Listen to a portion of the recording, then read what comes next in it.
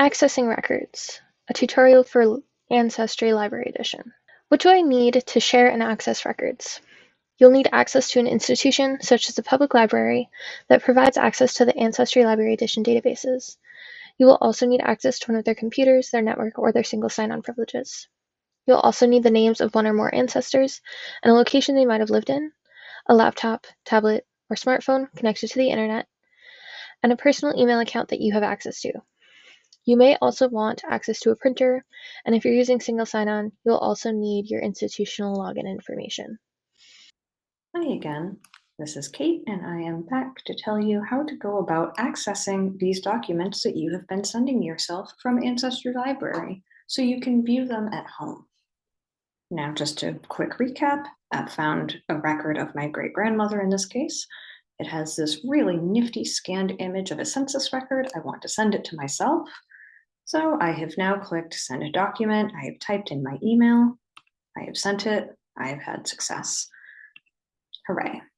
So from here, I can then, go home. You don't have to do this at the library. This will be available to you wherever you can get onto your email. So now I am in my email folder, in my case, Gmail. And look, I have an email from Ancestry. The really fun thing with Ancestry Library Edition is that you can send yourself 50 different documents and you will get one email.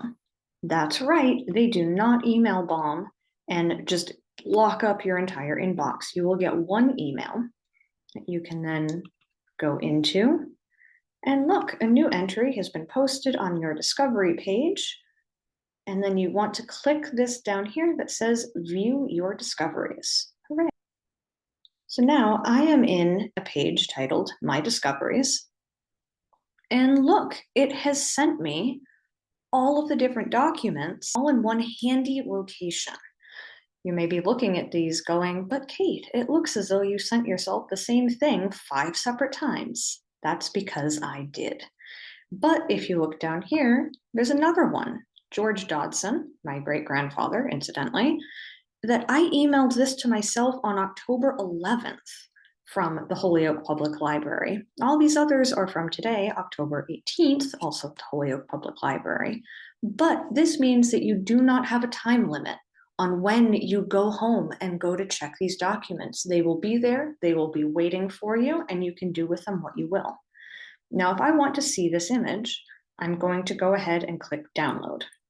Now, in my case, this is going to download instantly and I won't have to click anything else. Sometimes it will pop up with a dialog box and ask you if you would like to actually download it, and in that case, to which folder you would like it to go. Those decisions are completely up to you. I'm just going to click download image. Give it a second. It has downloaded the image and I can now go and view that. And right underneath download image, we can see that there is an option that says printer friendly. What does this mean? Let's find out. We are going to click it. It is going to open a new page in the browser.